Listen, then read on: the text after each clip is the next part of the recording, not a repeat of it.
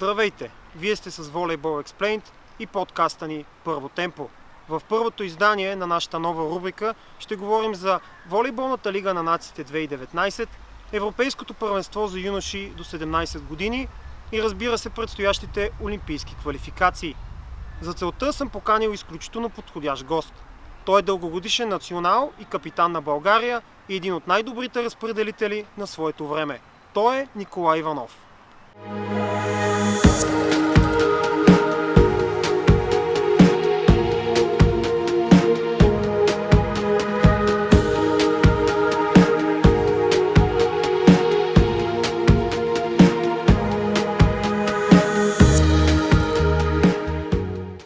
На първо място искам да ти благодаря, че прие поканата да бъдеш гост в нашия нов подкаст. И ако започнем хронологично, бих искал да стартираме с темата за Волейболната лига на нациите 2019. Какви са твоите общи впечатления? Защо мислиш, че Русия успя да спечели за втори път лигата поред? И като цяло, какво е влиянието на новия треньор Самелву върху отбора? Благодаря за поканата. Там да почнем. След това по въпроса за Световната лига. Много се писа и много се изговори, както тук при нас, така и по света, за тази прословута волейболна лига на нациите. И впечатленията са такива, че както и в живота винаги има пълни и недоволни. В една предолимпийска година не може да искаме някакво супер високо ниво и голямо качество на волейбол, защото с една идея абсолютно всички отбори са насочили погледът си в тези олимпийски квалификации, които предстоят. Така че общите впечатления са на един турнир, както всички останали по това време на годината, имайки предвид и новата формула, която вече втора година се играе с поставени отбори, с отбори, които трябва да се борят за своето място. Така че някакво сериозно разместване на пластовете аз лично не видях. Отборите, които са през годините са се представили на много високо ниво, да са участвали така константно в финалните турнири, го направиха и сега. С една разлика, примерно дали ще е Италия, Сърбия или Иран или Франция, вече зависи от дребни нюанси и изтечение на обстоятелствата, но като цяло все пак видяхме волейбол на прилично ниво. А също така видяхме и новата вълна състезатели, които в близките примерно 5-8 години ще бъдат новите звезди на волейбол, защото не е тайна, че Световната лига я използват, или по-скоро лигата на нациите, ако трябва да бъдем пунктуални, масово я използват тези отбори, които са поставени, тези отбори, които имат гарантирано място за експерименти и за внедряване на нови състезатели. Що се отнася до първенеца в лигата на нациите през тази година, Русия в световния спорт трудно се постига, по-скоро лесно се постигат резултати, много трудно се дублират. Русия успя да го направи това нещо с коренно така подмладен състав и с нов треньор. И да се върна на въпрос, който ми зададахте, ролята на Томас Самелву. Мисля, че тя е огромна. Той показа едно много голямо израстване в треньорската кариера, като от един среден отбор, какъвто е Кузбас Кемерово, ги направи шампиони на Русия и детронира един от колосите в световния и европейски волейбол, Зенит Казан. Неговата философия беше много добре възприета от младата вълна руски играчи.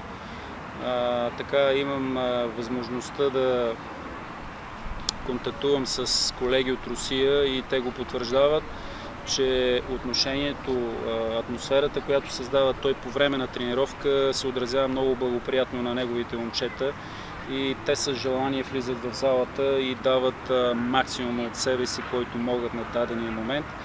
И за да завършим темата с Русия и тяхното спечелване на лигата, трябва да отбележим също така, че той много умело ротираше състава и на финалите в Чикаго беше в една така оптимална конфигурация, свежи, подготвени състезатели, които се видя и с техните прояви по време на игра с видимите противници. Как намираш, че ще се отрази на отбора връщането на Михайлов, на Мусерски, на Бутко, евентуално? Ще бъде много труден избор на Самълво за отбора, който ще гони олимпийска квота. Изборените имена са доказани състезатели, олимпийски шампиони от Лондон и ще се засили вътрешната конкуренция при всички случаи. И наистина Самълво ще бъде поставен пред много тежък избор на кого да гласува доверие, защото виждаме и младата вълна състезатели, по нищо не отстъпват, гладни за успехи, влагат се на 100%, внасят своето ново в отбора, така че пред него има много труден избор. А как се отнасяш към представянето на Иран, понеже може би те са отбора, който имаше най-съществен прогрес в сравнение с предишните си изяви? Много положително.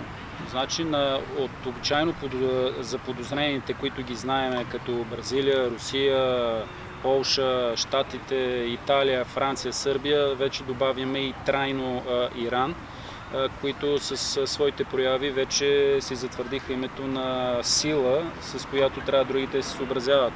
Относно представянето им през тази година, това е така, защото те предприеха една такава тактика да участват с всичко най-годно, с всичко най-качествено през целия турнир на волейболната лига на нациите. Това им се отплати като добро представяне в груповата фаза, но им изигра лоша шега на финалите, защото се виждаше вече, че нямаше тази свежест, която имаше по време на тези турнири.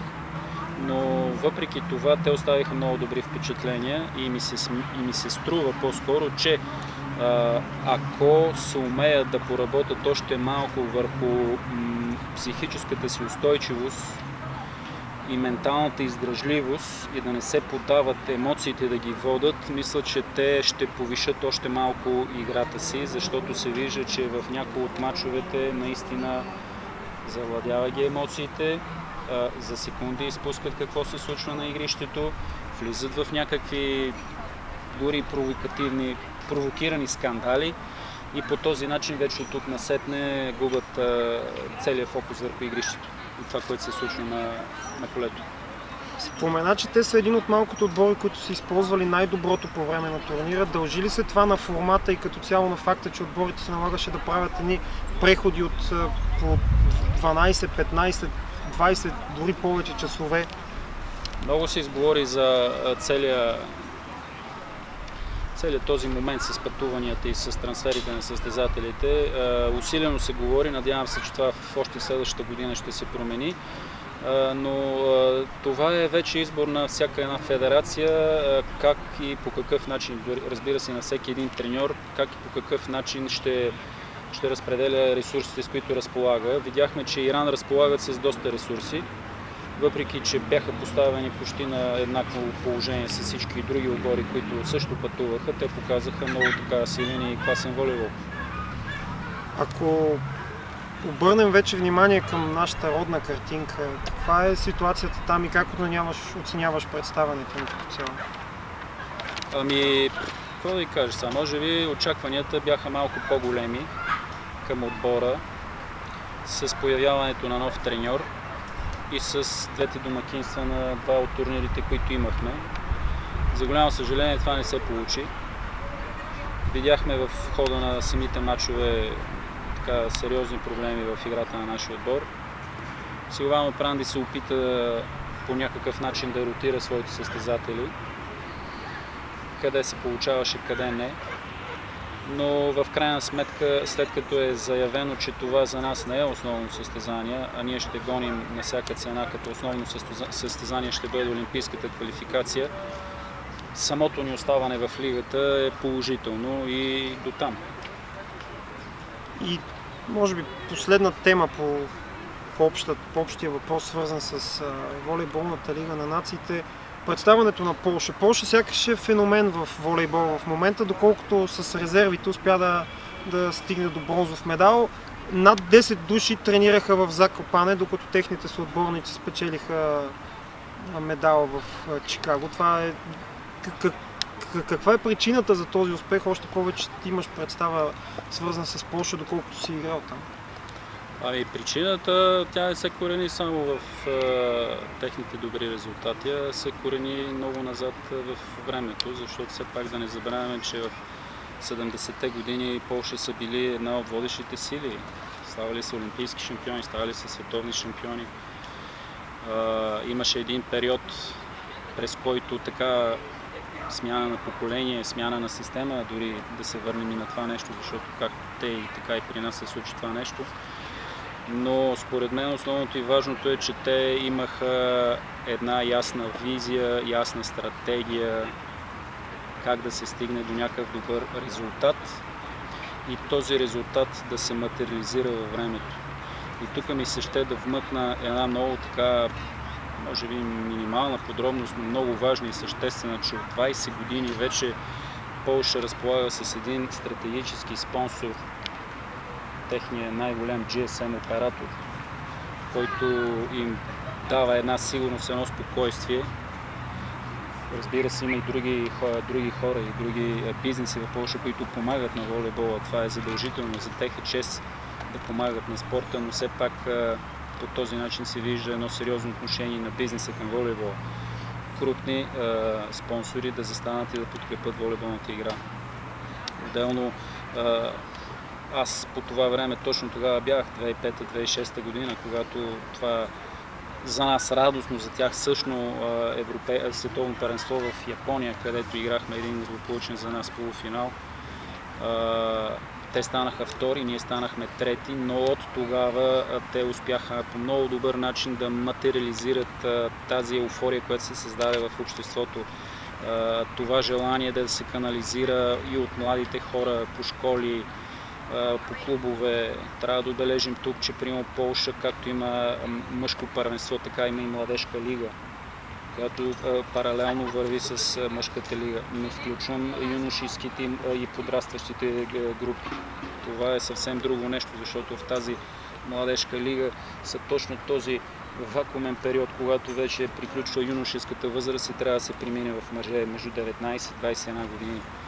И това са факторите Полша да доминира в световен мащаб. И тук бих допълнил една така интересна подробност, че полски колеги се шегуваха, че де-факто Полша има 3 отбора на топ ниво и по същото време, когато се играеха финалите в Чикаго, Полша играеше много решаващи мачове. Основният състав се подготвяше в Полша. В кавички казвам основния състав, нали, все пак по-известните имена, се подготвиха за олимпийската квалификация, а пък млади им резерв се бореха на универсиадата в Наполи.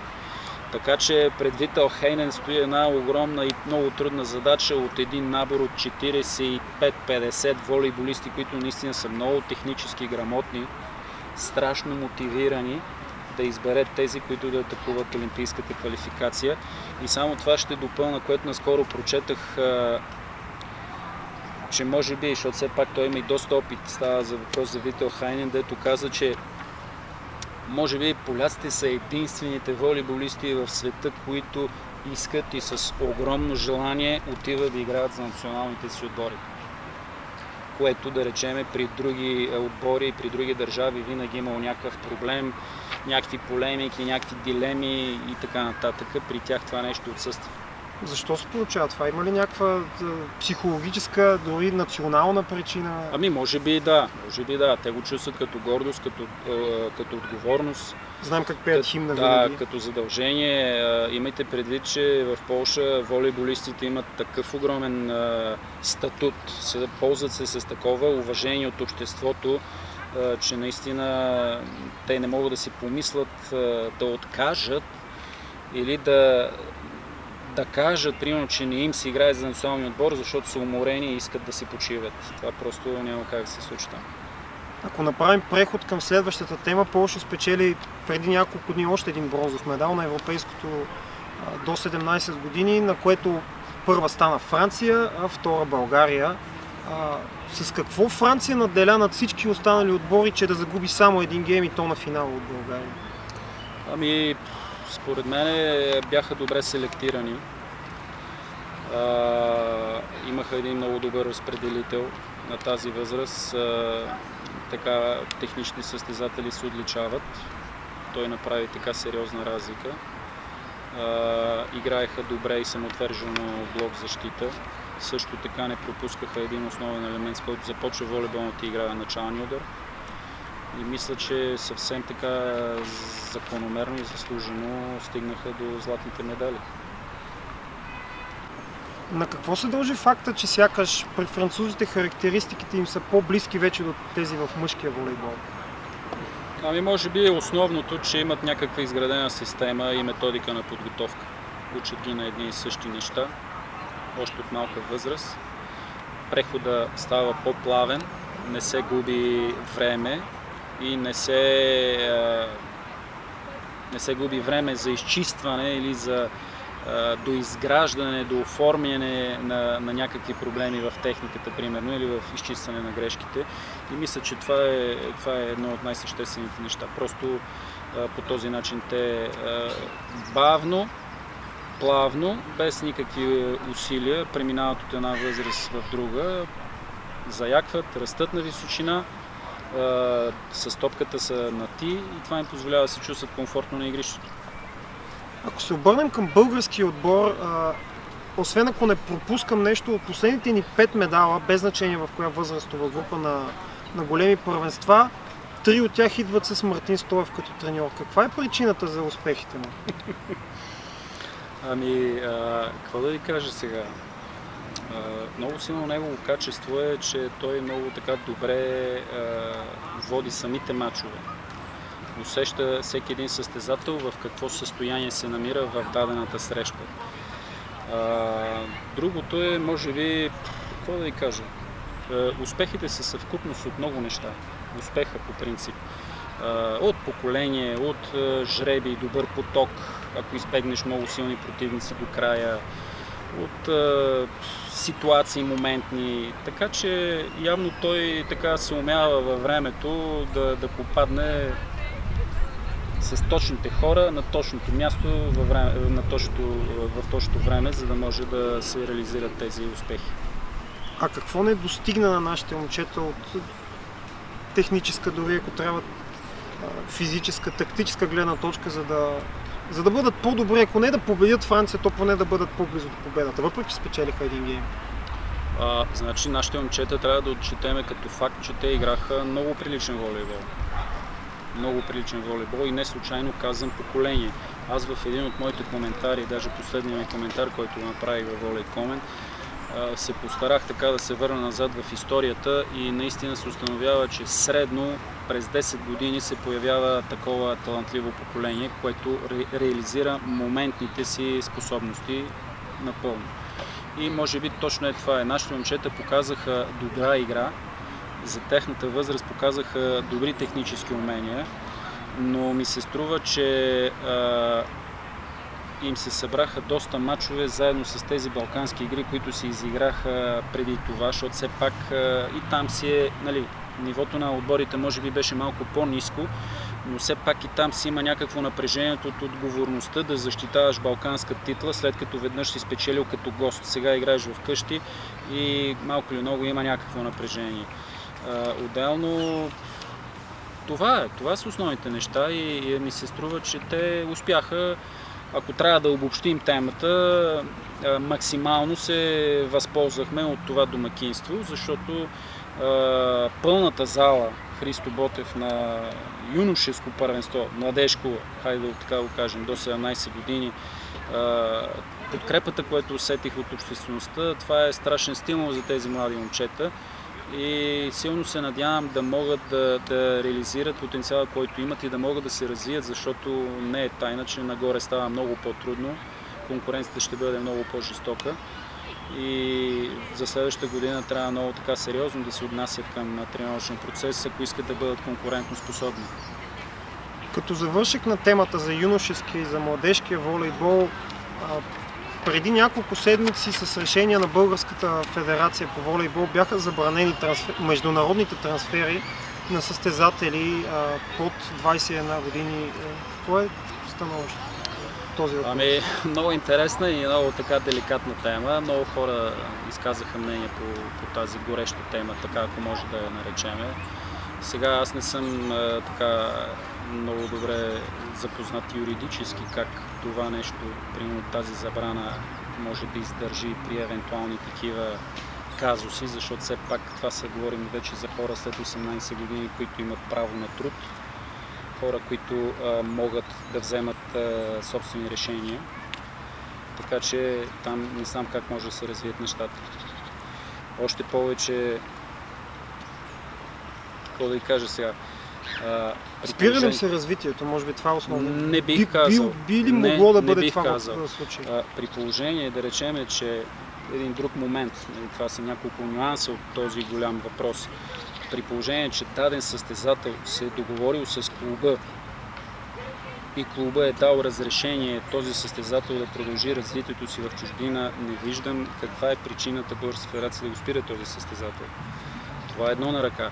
В следващия момент знаем, че българските клубове в голям процент от съществуването си се издържат на базата на някакви трансфери, които са точно състезатели в всякаква една възраст.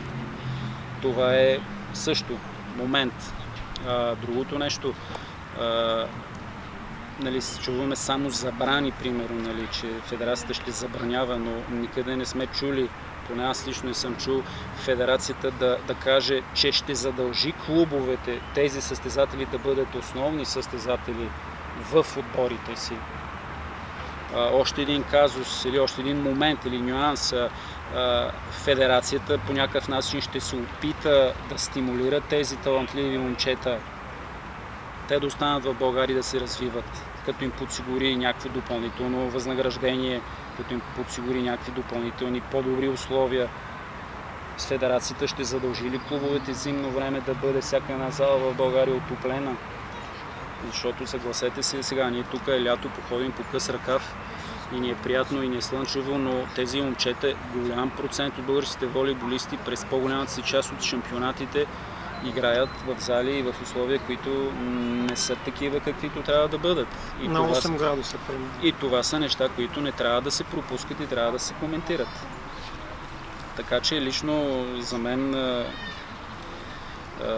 едно такова вмешателство от страна на федерацията не знам доколко ще бъде полезно, защото един от техните доводи е, че те ще ходят и ще търкат пейката в клубовете. Това нещо също може да се получи тук в България. Защото, примерно, веднага ви давам един пример. Дали Пазарджик, която прави някаква шампионска селекция и ако имат един качествен 19 годишен младеж, ще му дават игрово време? Въпросът е също дали търкането на пейката в, може би, да речем, най-голямото първенство не е по-полезно за състезателя, отколкото да бъде дори титуляр в българското. Така е, споделям вашето мнение, защото все пак, отивайки в чужбина, попадайки на добро място, в една здрава среда, в една конкурентна среда, дори тренировъчна такава, според мен ще бъде добре, отколкото да остава тук в България и при някакви такива условия, които наистина не са такива, каквито трябва да бъдат и по този начин да се спира развитието на даден състезател. Деликатна е темата с две думи. Аз просто изказах други гледни точки и такива нюанси от целият този казус, защото много е лесно да се правят забрани. Много е лесно да се каже, това няма да се случи. По-трудното е вече как, по какъв начин в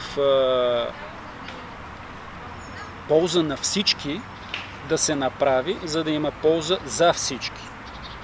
Не да бъде ползата едностранна или двустранна, а пък останалите да бъдат в неизгодна ситуация.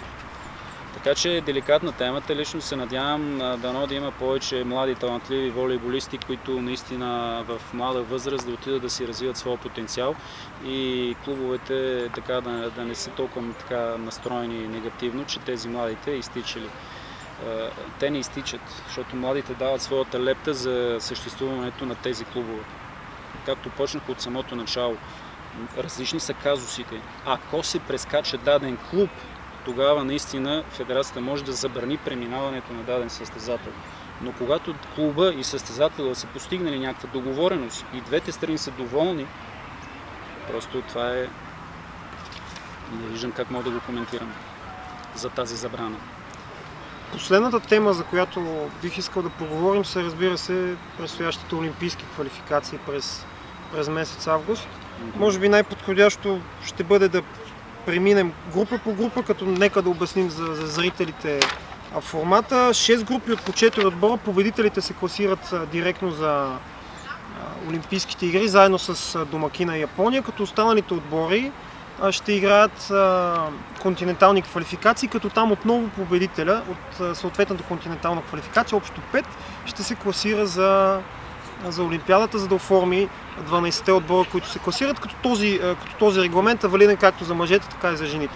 Ако преминем по групите, първата група от 9 до 11 август при мъжете е нашата група: Бразилия, България, Египет и Пуерто Рико. Какво очаква да случи? Имаме ли шанс и какво трябва да направим, за да се справим с...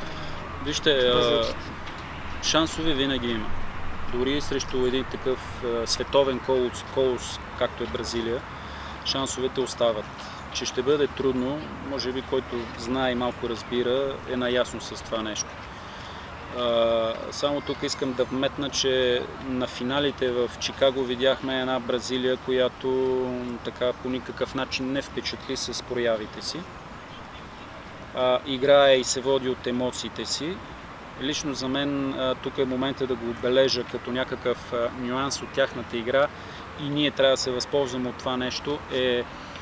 Според мен, наблюдавайки и имайки възможност да коментирам и световното първенство миналата година в Русе, групата на Бразилия в Русе, ми направи много силно впечатление, че там отсъства това нещо, което ги водеше напред и което ги докарваше до медалите и до почетната стълбичка, здравия колектив или просто здравата спойка между треньор и състезатели.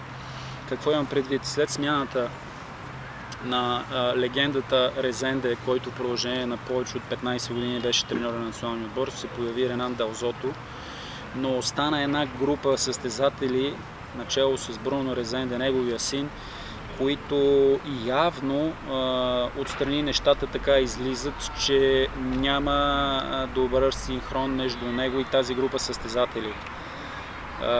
Това ми направи впечатление и на световното първенство, това ми прави впечатление и по мачовете им от тази волейболна лига на нациите и ние трябва да го използваме това нещо.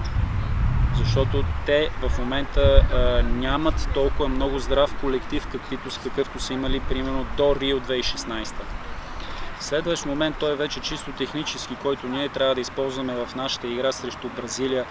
Ако искаме да се поздравим с някакъв успех, е да стабилизираме и да подобрим качеството на началния си удар, защото Бразилия, въпреки че разполагат с много технични волейболисти, въпреки че са майстори на волейболната игра, имат проблеми и то сериозни при посрещане на начален удар. И може би посрещането на флот сервиза така им създава големи трудности, което ние трябва да го използваме, защото в нашия отбор има състезатели, които изпълняват добър флот сервис. И вече тези две неща от тяхната игра, прибавяйки ги с нашата пределна мобилизация, която трябва да има, добавяйки пълните трибуни във Варна, се ми се струва, че в един матч ние сме в състояние да направим чудото и да ги победим, а с това и да се класираме. Но тук бих отворил една скоба, че не трябва да се фокусираме само върху матча с Бразилия. Това е един турнир от 4 матча, по-скоро 4 отбора с 3 матча, където концентрацията трябва да бъде още от самото начало до самия край с всеки един противник, защото една грешна стъпка може всичко да провали и така да пропилеем възможностите, които ги имаме, защото, само ще довърша, една европейска квалификация, защото споменахте, че имаме още един шанс, независимо от резултатите. В най-лошия случай втория, разбира се, аз не говоря, че ние изобщо няма да стигнем до участие на втора квалификация, но тази европейска квалификация ще бъде много тежка и там наистина шансовете са значително по-малки за класиране на отбора, защото Имал съм възможност 2 пъти да участвам на такава квалификация. Това са 8 отбора европейски за едно място. В един период в началото на годината, мисля, че януари месец се провеждаха и там вече нашата задача става почти невъзможно за решаване. Като спомена тази европейска квалификация, бих искал да обърна внимание на 2 групи. Италия, Сърбия, Австралия и Камерун и другата група Полша, Франция, Словения и Тунис. Съгласно регламента, това означава, че някой измежду Италия, Сърбия, Полша и Франция няма да играе на Олимпиада. Кои са на първо място фаворитите според теб измежду двата отбора, ако преценим, че Австралия, Камерун, Словения и Тунис нямат толкова големи аз шансове? бих сложил с една идея, с една идея за фаворизиране на даден отбора домакин.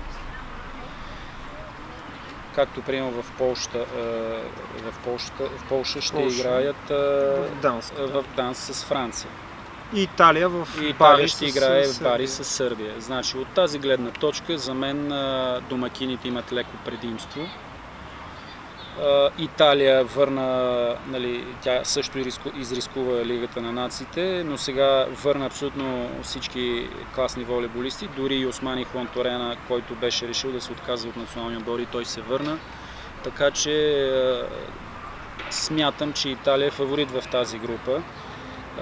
Полша еднозначно, показвайки резултатите и показвайки потенциала, който има, защото виждаме, че французите са страшно зависими от един състезател. Тяхната игра зависи страшно много от един състезател и те това нещо не могат да го преодолеят. Мбапе е уникален волейболист, но той както примерно може да направи някакви невероятни фантастични неща с знак плюс, така рядко сме го виждали, когато нещо така, така го кажем на жаргон, се разсърди или нещо не се получи от неговите там номера, които ги прави. Той е в състояние да пусне ръце, да не бъде активен до края на матча и да коства добрия резултат на неговия отбор. Докато при поляците виждаме една взаимно заменяемост абсолютно на всички състезатели и на всички постове. Така че в този ред на мисли отново бих поставил леко преимущество и превес на отбора на Полша за класиране на Олимпийските игри. А как ще се отрази включването на Леон, който беше натурализиран и всъщност това ще бъде първи официален турнир, в който той ще участва за състава на Полша? Да ви кажа честно, никакви индикации няма, че той ще попадне в състава за олимпийската квалификация. Сега той води някаква подготовка, но вече как ще се развие, на каква позиция той ще играе, вече може само да гадаем. Така че ако се включи Леон в полски отбор, наистина ще повиши нивото и вариантите пред Вител Хайнен. Но това може би трябва да го оставим за по-късен етап, когато наистина видим, че той е включен и видим на каква позиция, защото наистина състезателите, с които разполага Вител Хайнен, са на много високо ниво, те са така сработени все пак той, въпреки че може би най-добрият волейболист в момента от световен мащаб, все пак е чуш на тази система, която те са изградили и наистина тук вече ще си проличат и неговите качества, доколко той е мобилен и доколко е адаптивен да се влее в тази нова група. Ако погледнем към последните 3 групи, САЩ, Белгия, Холандия, Корея. Тук сякаш фаворит е очевиден. Еднозначно САЩ и като резултати, и като потенциал, мисля, че превъзхожда другите отбори и ще си спечелят квалификацията и участието на Олимпийските игри. Русия, Иран, Куба и Мексико. Тук има ли шанс Иран срещу Русия? Шансове има, защото те ги победиха в Лигата на нациите, но тогава те ги победиха в една формация, която руснаците не отдават много значение на тази победа. Още повече, примерно, че те ще играят в Русия. Отново слагаме така едни гърди напред за Русия с първа възможност да спечелят олимпийска квота, защото при тях нещата се случват. Виждаме един добър синхрон между състезатели и новия треньор. Тук е място да се отбележи и включването в този екип на една от легендите на руския волейбол, Сергей Тетюхин, като главен менеджер на отбора, който така допълнително дава кураж, дава стимул, дава увереност на волейболистите на Русия. И мисля, че този екип изцяло е в способностите си да спечели квотата още при първото си участие. И последната група сякаш е най-равностойната. Канада, Аржентина, Финландия и Китай. Като Китай е домакин тук. Да, може би това е най-пъстрата и най-шарена група, където няма някакъв изявен отбор от топ ниво. Повечето са отбори средна ръка, независимо от техните фойерверки и добрите изпълнения в някои състезания. Може би Китай, въпреки че са домакини, не смятам, че са на това ниво, както Канада и Аржентина. И смятам, че между Канада и Аржентина, между тези два отбора, ще се реши кой да участва на Олимпийските игри. И последно, квалификациите при жените. България е в група с САЩ, Аржентина и Казахстан, като САЩ са домакини. За голямо съжаление, нивото на волейбол в България при мъжете и при жените е коренно различно.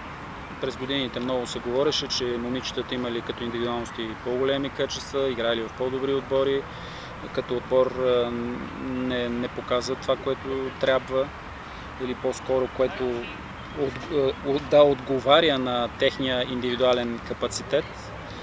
Мъжкият волейбол така събира по-голяма част от вниманието на българската общественост, но пък последната година виждаме предишната по-скоро, тази не може да се каже същото, но предишната година, когато отборите бяха така на по-ниско ниво и нашите момичета играеха в Златната лига, играеха в челендж турнирите, показаха добро ниво, имаха възможност да играят във волейболната лига на нациите. Там се представиха не както ни се искаше на нас, но там си имат явно някакви обективни причини. Лично за мен класирането на Олимпиадата пред женски отбор е много трудно и почти невъзможно. Изхождайки от това, че трябва да играят срещу Щатите, които спечелиха волейболната лига на нациите. Знаеме, примерно там женския волейбол в Щатите на какво ниво е. Още повече и вкъщи. Абсурд да се случи някаква изненада да стигнем ние до класиране на Олимпийски игри. Колкото и така песимистично да звучи, просто по-скоро се стрема да гледам реално на ситуацията.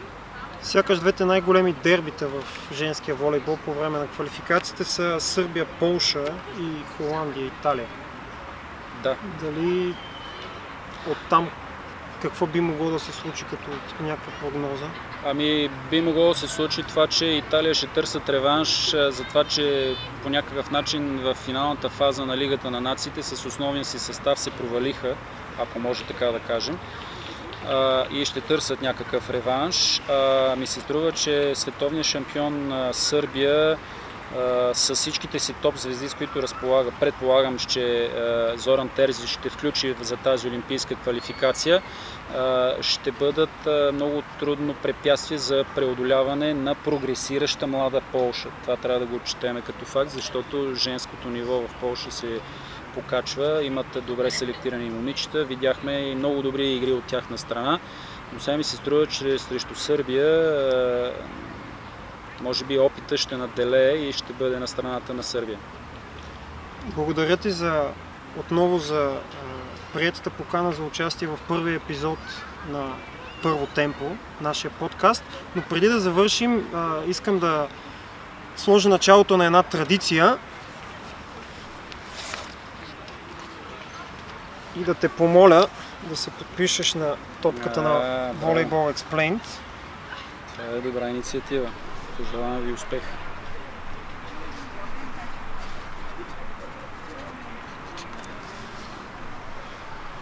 И аз благодаря за поканата. Благодаря отново. А ви, уважаеми зрители, не забравяйте да харесате клипа, да се абонирате за канала и да ни гледате и следващия път.